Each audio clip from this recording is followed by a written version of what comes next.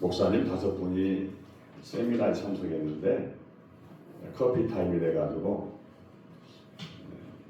이야기 나오는 중에 우리가 이제 신대호 마지막 한 학기가 설교학이에요. 설교학. 그래서 설교 때 우리가 많은 지도를 받아요.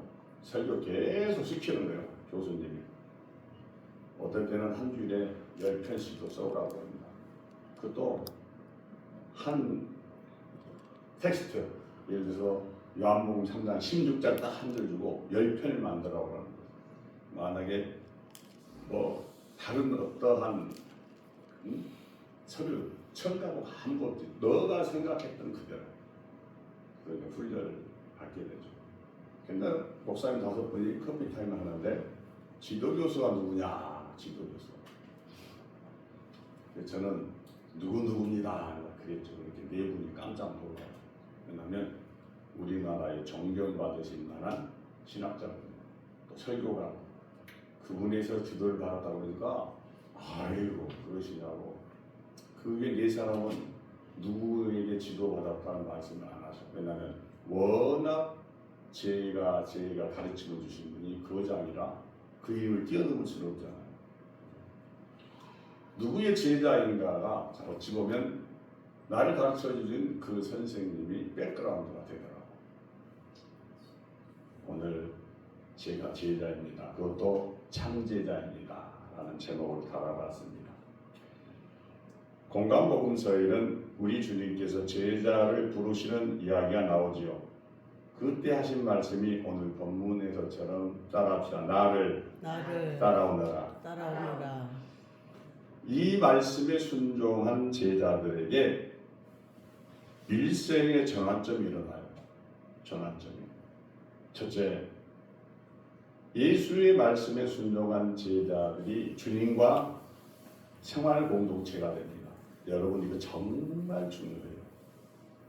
목회자가 성도들과 A라는 교회의 생활 공동체가 된다는 것 너무 중요해요. 왜냐하면 사탄은 어떠한 성도를 통해서 그 조직을 깨뜨리거든요. 근데 하나의 생활 공동체가 되는 교회는 성장이 엄청 빨라요. 저는 지금 노예를 한 군데, 2군데, 3군데, 4군데 옮기고 있는데 옮기고 싶어서 옮기는 게 아니라 하나님이 가라셔서 옮기고 있는데 제가 경험한 건 그래요. 어느 한 교회에 거기가 100명이 모였던 10명이 모였던 그 중에 한 사람이 사탄 짓거리다. 공동체가 어떻게 된 줄 아세요? 만약에 사탄 잡지 못하면 공동체가 순식간에 무너집니다.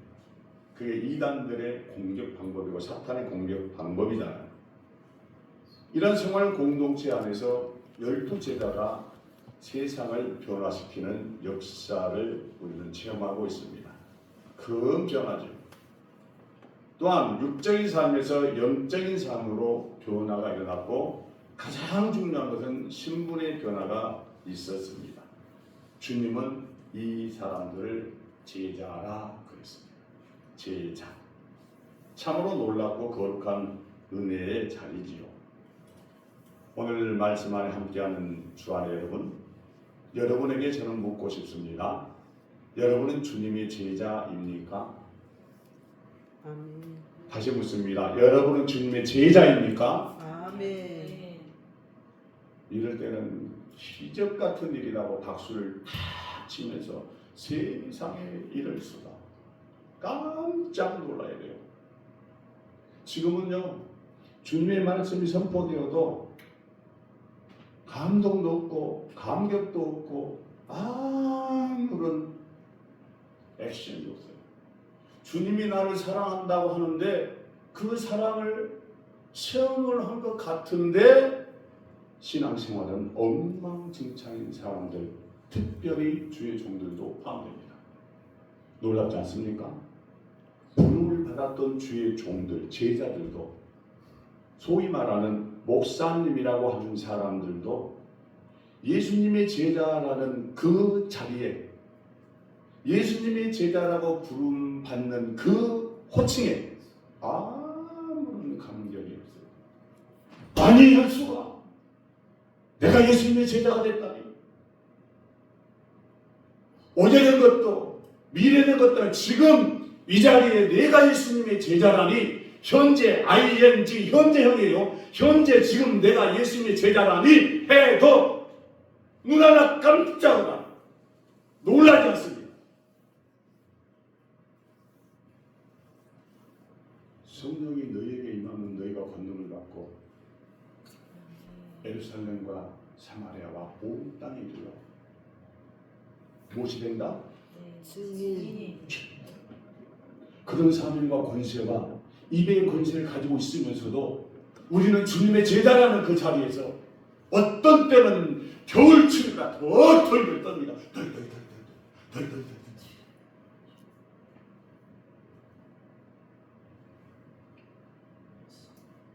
오늘 본문의 참 제자가 무엇인지 보게 되는데 두 사람이 소개돼요.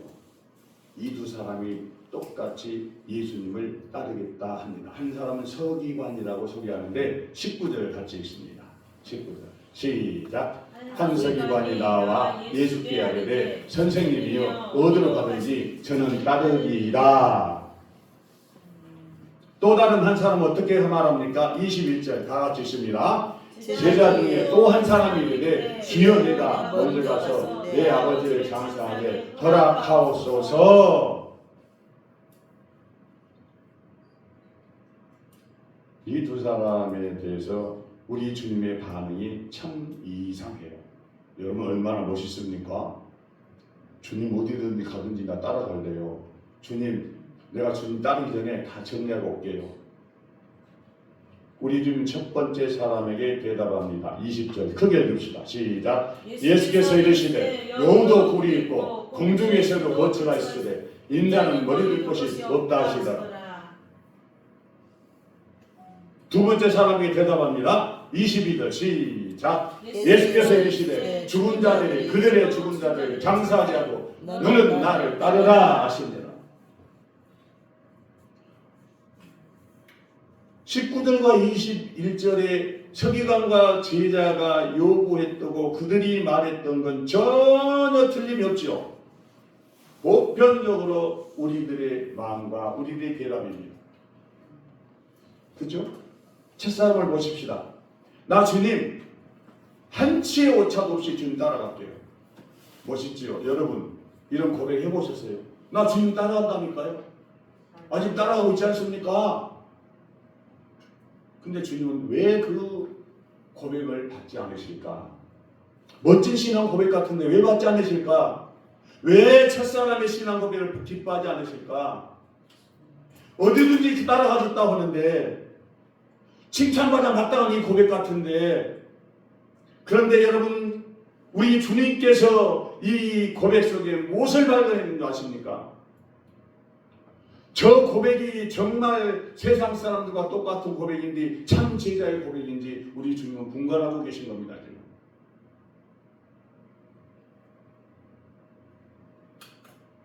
참 제자의 고백이 아니라는 거지요. 이유가 있어요. 이 사람은 지금 주님을 따르는데 주님이 받아야 할 십자가의 권한은 전혀 생각을 안 하고 대답을 한 겁니다. 주님, 가시밭길, 아글골짝 빈들 그것도 있습니까? 물어볼 시간도 없어요. 아니 물어보고 싶은 생각도 없습니다. 그냥 따라가겠다는 거예요. 왜요? 나에게 유익이 되니까. 목회를 하다 보면 나에게 유익되는 일이 많이 있습니다. 이렇게 하면은 부흥될 것 같고, 이렇게 하면 교회가 부자 될 것 같고, 어찌 보면 뒤돌아서서 누군가 손을 잡으면 될 것도 같고, 주님을 따르며 순종하는 그 길에 고통과 시련과 환난이 함께하는 사실을 전혀 모르는 고백이 이 서기관의 고백입니다. 주님을 따르면 최고로 누릴 것 같아요. 그냥 주님 한번 따라하고 주님 한번 살짝 도와주면 집도 줄 것 같아요. 자녀들 좋은 대학 보내줄 것 같아요. 교회가 한순간에 그냥 어떻게 30명, 50명, 100명, 막 200명 찰 것 같아요. 따라합시다. 천만의 말씀이요. 크게 하세요. 천만의 말씀이요. 천만의 말씀. 만만의 콩떡이다. 만만의 콩떡이다. 우리 주님 이 고백의 마음을 아셨어요. 그래서 20절 말씀에 그렇게 말씀하신 거예요. 다시 한번 읽읍시다. 20절. 예수께서 이르시되 여도 굴이 있고 공중에서도 거쳐가시되 인자는 머리 들 곳이 없다 하시더라. 이 말씀은 나에게는 십자가 고난이 기다리고 있다. 나는 십자가밖에 보이지 않는다. 네가 말하는 그 내가 책임지는 건 내가 십자가 지는 것이다. 십자가 지러 갈 것이다. 여러분 주님의 음성이 들리십니까? 오늘도 우리는 주님을 따르겠다고 호언장담하고 수없이도 고백하는데 주님은 우리에게 보여주시는 건 십자가를 보여주십니다. 갈보리 십자가에 주님을 바라볼 때 그걸 보여주십니다.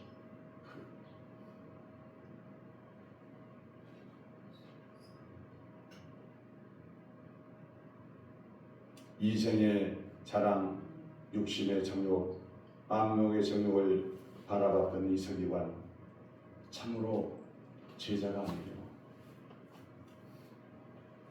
또 한 사람은 어떻습니까? 자기 돌아가신 아버지 장례식을 해야 합니다. 당연한 일이에요, 여러분. 집에 슬프고도 너무 슬픈 일이 일어났는데 그거 처리해야 되겠지요. 당연해요. 그런데 주님이 왜 호응을 안 합니까? 두 번째 사람 보십시다. 21절 다시 읽읍시다. 시작. 제자 중에 또 한 사람이 이르되 주여 내가 먼저 가서 내 아버지를 장사하게 허락하옵소서. 말씀대로 같이 살고 있는 아버지가 이 땅을 떠났다는 거죠. 그러나 장사하고 주님께 오겠다고 합니다. 참 효자 같으나 참 제자가 아니라고 주님이 고개를 든 거예요. 아니다. 이에 주님께서 어떻게 말씀하십니까? 22절 다시 읽습니다. 예수께서 이르시되 죽은 자들이 그들 위해 죽은 자들을 장사하게 하고 너는 나를 따르라. 아멘. 이해하시죠? 잘 들어보세요. 여기 본문에 기록된 이 장사라는 이 단어는 물질과 연결되어 있는 사업입니다. 물질과 연결되어 있어요. 세상의 자랑과 연결되어 있고 세상의 가치관과 정확하게 맺혀 있는 그런 단어입니다. 다시 말하면 주님의 일이나 내 사업을 좀 정리도 다 하고 우리 자녀들께 나눠줄 거 나눠주고 다 정리한 다음에 주님 따라가겠습니다 라고 고백하는 거예요. 진정 참제자 고백이 아니라고 주님께서 말씀을 합니다. 저는 주님께서 베드로와 안드레를 부를 때 말씀을 기억합니다. 우리 한번 찾아볼까요? 마태복음 4장 19절 20절 찾아봅시다. 앞에 너무 귀한 말씀이 하나 있는데 마태복음 4장 19절 20절 19절 시작. 말씀하시되 나를 따라오라 내가 너희를 사람을 낳는 어부가 되게 하리라 하시니 그들이 곧 그물을 버려두고 예수를 따르니라. 주님께서 너희는 나를 따라가고 있을 때 이 두 제자의 반응을 한번 보십시오. 개인 사업인 어부직을 버립니다. 이것은 평생직이에요. 어부는. 베드로와 안드레에 있어서 이 어부는 만약에 그날 버리지 않으면 어찌 보면 생활고에 찌들이고 가족들이 굶을 수밖에 없는 상황입니다. 여러분, 우리가 살아가는 이 시대에 물질로 환산하면 이 사업은 배를 따지면 배는 지금 시가로 하면은 베드로가 그 당시에가 크기에 배를 따르면 한 20억 정도 가요. 그러면 그 가치를 버려두고 우리가 죄의 일을 할 수 있을까라고 나에게 질문을 던져보면 이거죠. 지금 우리가 살고 있는 집을 야, 너 그 그대로 두고 누구도 건드리지 않을 것이다. 그 대신 그냥 누가 쓰든지 그대로 날 따라올 수 있겠느냐? 우리 주님께서 말씀을 하실 때 우리의 반응이 어떨까? 저는 많은 고민을 해봤습니다. 그런데 주님께서 나를 따라라고 하신 말씀은 그러면 주님이 누구실까? 우리가 여기서 키포인트를 맞춰야 돼요. 주님이 누구십니까? 여러분 주님이 누구세요? 천지 창조하신 주인공이시고 온 천하를 지금도 주관하시고 생사하복의 주인공 되시는 주님이에요. 주님의 크기와 주님의 그 능력과 주님의 거룩성과 주님의 신묘박측강성을 우리가 지금 인정하지 않으면 곧바로 따라가지 못합니다. 목사라고 따라간다고 천만의 말씀이 못합니다. 저는 이 신앙을 갖기 위하여 곧 따라가기 위하여 제 자랑이 아닙니다. 저는 지금도 그것이 이제는 습관이 있는데 아침 저녁으로 무릎을 드려요. 설교하기 하기 전 토요일날은 몸부림을 칩니다. 성도 얼마 안 됩니다. 그런데 하나님은 한 영혼을 바라보시면서 너 저 영혼이 1000명이다. 너 저 영혼이 50명이다. 때로는 매주마다 숫자가 바뀌어요. 저 영혼은 30명인데 너 저 영혼 살려야 되지 않겠는가? 그러면 우리가 무엇이 먼저인가는 알겠죠. 주님이 나의 주님이고 나의 구세주고 나의 왕이고 나의 주인 되시는데 내가 그 주인 되시는 명령에 순종하지 않으면 저 영혼들이 가지고 있는 숫자는 다 죽는 거예요. 다 사라집니다. 여기 기도 찾아온 여러분이요. 여러분이 한번 영이 살지 못하면 여러분이 지금도 말씀을 통하여 양육하고 있는 수많은 영혼들이 다 죽어요. 그러면 곧 따라가야 돼요? 따라가지 말아야 돼요? 기도 자리에 가야 됩니까? 말씀 자리에 가야 됩니까? 가야지. 천국으로 가는 길을 내가 알지요. 말씀 따라 사는 길을 내가 알지요.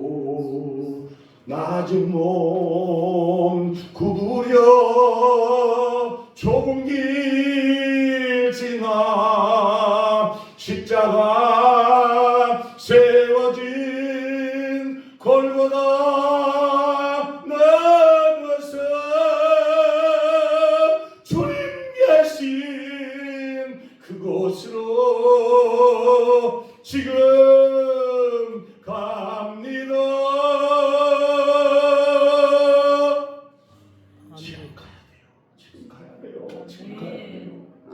지금 눈물 흘려야 되고 지금 골방에 들어가야 되고 한 영혼 위하여 주님께서 곧 따라오라 하신 그 말씀에 우리가 정말 사명 감당해야지 그 영혼 살릴 것입니다. 나를 살려주셨잖아요. 여러분 살려주셨잖아요. 죽어 마땅한 여러분이에요. 이미 사형 통고받았던 사람입니다. 갈급한 내 심령 내 영혼에 메마른 내 창자 속에 누굴 심어요. 누굴 심어요.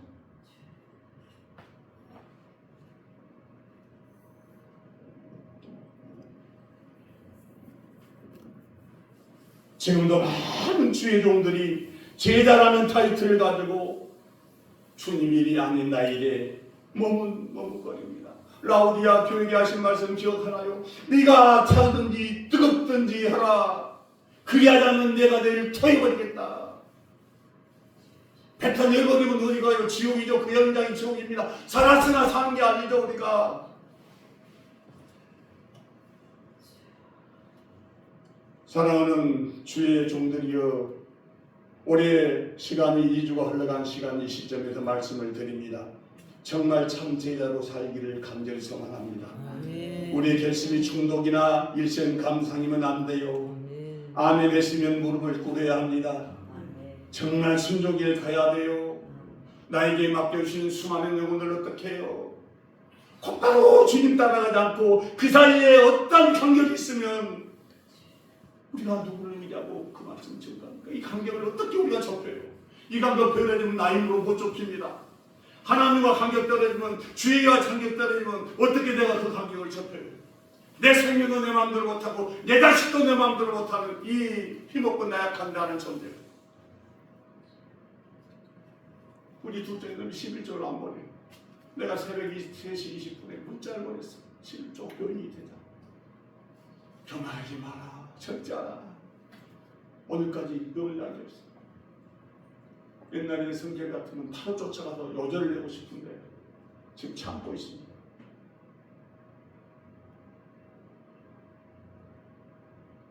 여러분, 정말 우리가 참 제자면 정말 생각하는 것이 우리 목표점이 확실화되고 신앙은요 방향이에요. 우리 방향 잘못 잡으면 낭떨어지고 참 아무것도 없어요. 그 방향. 따라서 신앙은 방향성입니다. 정확해야 돼요. 예수께서 서기관에게 하신 말씀을 또 생각해 보겠습니다. 20절 다시 한번 읽어볼까요? 시작. 예수께서 이르시되 여우도 불이 있고 공중의 새도 걷혀가 있으되 인자는 머리 둘 곳이 없다 하시더라. 우리 주님은요 실제로 사역을 보면 머리 둘 곳조차 없는 사역이었어요. 3년 공생의 성경 사복음서를 읽어보면 편안히 쉬었다고 하는 대목이 아무것도 없어요. 그래서 하나님이 주님께서 사역 현장을 찬양에는 하늘을 두루마리 삼고 바다를 먹물 삼아도 다기로 할 수 없다고 했는데 영적으로 우리가 그 3년 생활을 보면 우리 주님이 하나님의 아들로서 이 땅에 오시는 순간부터 세상의 검은 그림자와 사탄의 세력들이 떨기를 시작합니다. 그래서 여러분 어떻게 기록해요? 주님이 빛을 하셨는데 주님이 복음이고 또 어린 양이라 하셨고 세상을 모두 다 변화시키는 주님이시 오시는 순간부터 사탄이 떨기 시작하는데 그걸 어떻게 기록해요? 여러분 사탄이 떠는 속도와 사탄이 떠는 기관과 마귀들이 지금도 온 세상 지배했을 때 예수의 이름이면 깜짝깜짝 놀라고 해서 우리 책에다 어떻게 기록해요? 그 많은 기적과 이적을. 근데 주님은 이 땅에 오셔서 그 능력을 갖고 계시면서도 좀 편안한 곳에 쉬어야 되는데 쉴 곳이 없다. 오직에서 배 안에 고물을 베기 삼고 그렇게 잠깐 쉬시는 거예요. 예수님께서. 기도처서를 보십시오. 가는 곳이 습관적으로 가는 거예요. 겟세마네 기도에서 어떻게 해요? 무릎을 들고 다리에 손을 얹고 난 다음에 나는 좀 주님 제자들 보고 골반을 좋게 만들어 놓고 좀 그곳에 대한 기도 좀 하시면 얼마나 좋았을까 하는 생각이 좀 들어요. 근데 지금 주님은 이 환경이 문제가 아니에요. 환경이 문제가 아니에요. 이곳이 사막이든 골짜기든 바닷가든 추운 겨울이든 시베리아 벌과 그게 문제가 아니에요. 지금 온 인류의 저주를 위해서 그 살리기 위한 몸부림치는 그 사역을 여러분 기록할 수 있겠어요? 주님의 마음을 다 책으로 기록할 수 있어요? 그래 그 마음을 성경이다 이렇게 비춰줬지 않습니까? 성경 말씀 이 제자들이요 이 성경을 읽어봐. 유대인이나 서기관들이나 바리새인들이나 제사장들이나 심지어 백성들까지 하나님의 아들 예수를 영접하지 않았어요.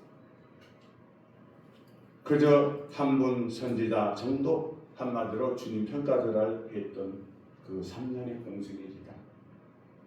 그런데 우리 주님 어떻게 되셨어요? 어떻게 되신 줄 아십니까?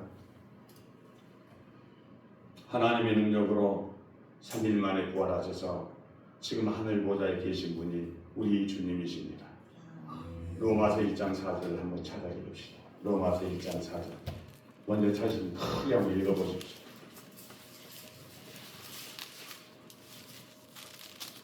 성결의 영으로는 죽은 자들 가운데서 부활하사 능력으로 하나님의 아들로 선포되셨으니 곧 우리 주 예수 그리스도시니라. 아멘. 네.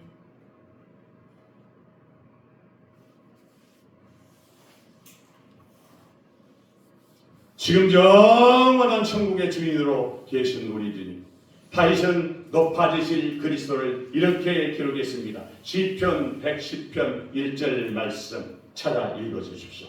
시편 110편 1절 말씀입니다. 시편 110편 1절 말씀. 욕심이 담내라. 시편 110편. 여호와께서 내 주에게 말씀하시기를 내가 내 원수들로 내 발판이 되기 하기까지 너는 내 오른쪽에 앉아 있으라. 아멘. 하나님께서 보좌 우편을 허락하시고 우리 주님을 그렇게 높여주시고 계셨습니다. 지금도 주님 그곳에서 어떻게 해요? 다시 오시마 약속하셔서 다시 제 이름을 우리에게 보여주셨던 것입니다.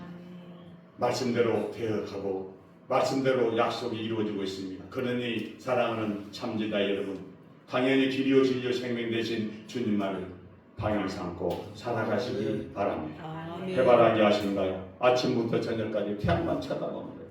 누가 뭐라 해도 태양만 쳐다보는 거예요.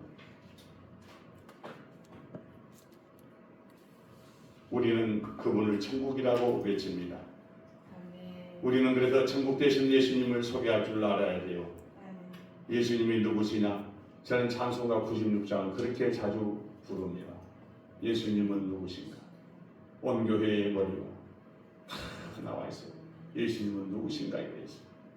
그분이 우리의 주인 되시.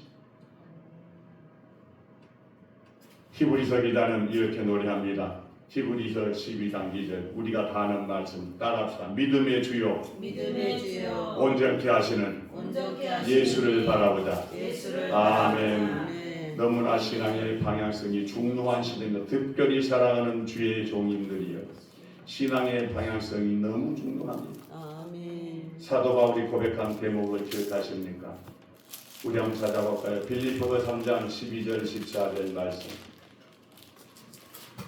늘 읽어도 은혜가 된 말씀. 빌립보서 3장 12절 14절 말씀. 다 함께 큰 소리로 12절부터 있습니다. 시작. 내가 이미 얻었담도 아니요 온전히 이루었담도 아니라 오직 내가 그리스도 예수께 잡힌 바 된 그것을 잡으려고 달려가노라. 형제들아 나는 아직 내가 잡은 줄 여기지 아니하고 오직 한 일 즉 뒤에 있는 것을 잊어버리고 앞에 있는 것을 잡으려고 표대를 향하여 그리스도 예수 안에서 하나님이 위에서 부르신 부름의 상을 위하여 달려가노라. 아멘 아멘 아멘 아멘 아멘 아멘. 우리가 받을 상은 하나님이 준비하고 계시기에 우리는 주님이 가르쳐 주신 제자기를 열심히 달려가야 될 줄로 믿습니다. 힘들고 지칠 때 있어요. 정말 홀로 외로울 때 있어요.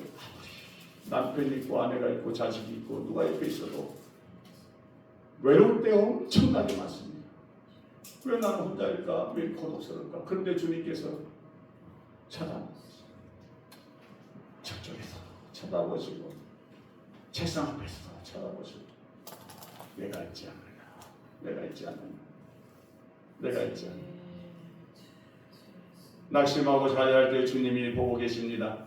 죽을 맛이 고통스러울 때, 아파서 무서울 때, 어떨 때는 아프고 힘들 때, 머리가 아질 때도 있고, 걱정될 때 있고, 물질로 답답할 때 있고, 교회가 붕괴될 때도 있고, 기도자리가 그립지 않을 때도 있고, 어찌 보면 내 자신도 포기할 때도 있지만, 믿음의 주여 온전케 하시는 예수를 바라볼 수 있는 우리의 자리가 있기에, 우리의 신앙이 있기에,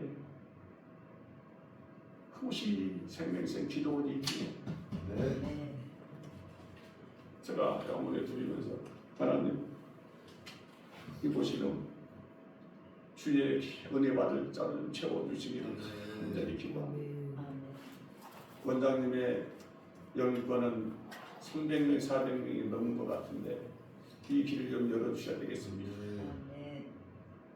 어떤 마음으로 주셨는지 모르겠으나 아마 우리 원장님이 기도의 능력이 그게 퍼질 것인지 아니면 제자들 키울 것인지 모르겠으나 한번 기도해 보시기 바랍니다.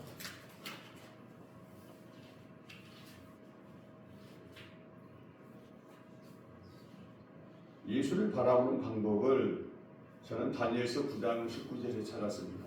한번 찾아보세요. 다니엘서 9장 19절 말씀. 다니엘서 9장 19절 말씀. 400의 땅.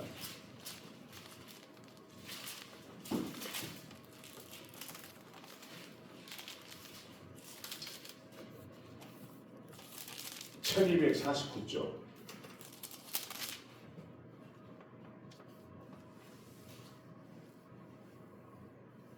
자, 다 함께 읽읍시다. 시작. 주여 주여 들으소서. 주여 용서하소서. 주여 길을 주하시고 지체하지 마옵소서. 나의 하나님이여 주 자신을 위하여 하시옵소서. 이는 주의 성과 주의 백성의 주 이름으로 일컫는 바 됨이니이다. 여기 주의 성창이 나와. 주여 들어주시옵소서. 주여 용서하소서. 주여 길을 이루어 행하여 주시옵소서. 이게 제자들 외칠 부르짖는 것 같아요. 어느 하나님께서 어느 순간에 이 말씀 주시는데 이렇게 부르짖자. 그러면 에레미야 33장 3절처럼 네가 알지 못한 신령한 시간과 네가 구하지 않는 것에 다 주겠다는 건데. 그래요, 사랑하는 종들이여, 제자 자리가 대접받는 자리가 아닐지라도, 어찌 보면 세상에 척박하고 투박한 자리일지라도, 한 번 넘어지고 두 번 넘어지고 세 번 실패한 자리일지라도 우리 신앙의 방향, 우리 신앙의 시선이 예수께 고정되기를 간절히 소망합니다. 아멘. 주님께서 예비하신 회개 열쇠 주셨어요. 이미 우리에게 주셨어요. 주셨는데 우리가 열쇠를 아무 사용도 못하고 감춰놓고 있으면 되겠습니까? 베드로 신앙의 고백을 우리는 기억합니다. 신앙 고백을 했을 때 우리 주님께서 어떻게 했지요? 마태복음 16장 19절 말씀 찾아 읽읍시다. 베드로 신앙 고백에 우리 주님께서 허락하여 주신 은혜의 아름다운 복된 말씀. 자, 사실 뭐 크게 한번 읽어주십시오. 마태복음 16장 19절 말씀. 내가 천국 열쇠를 내게 주리니 네가 땅에서 무엇이든지 매면 하늘에서도 매일 것이요 네가 땅에서 무엇이든지 풀면 하늘에서도 풀리리라 하시고. 아멘. 2024년도에 사랑하는 주의 종들이여, 오직 예수를 따르는 제자 자리를 빛내주시기를 소망합니다. 아멘. 이것이 여러분의 귀한 사명 되기를 간절히 소망합니다. 아멘. 지금 우리 멋진 있고 좋은 음식, 자기 자랑, 세상 자랑, 건강 자랑, 자식 자랑 뽐낼 것 많지만 제자의 자리를 뽐내주시기 바랍니다. 아멘. 제자의 자리에서 승부를 보시기 바랍니다. 아멘. 참 제자라는 하나님의 자녀들은 권세를 주는 자리이니 그 권세 자리에서 여러분의 사명 감당해 주십시오. 아멘.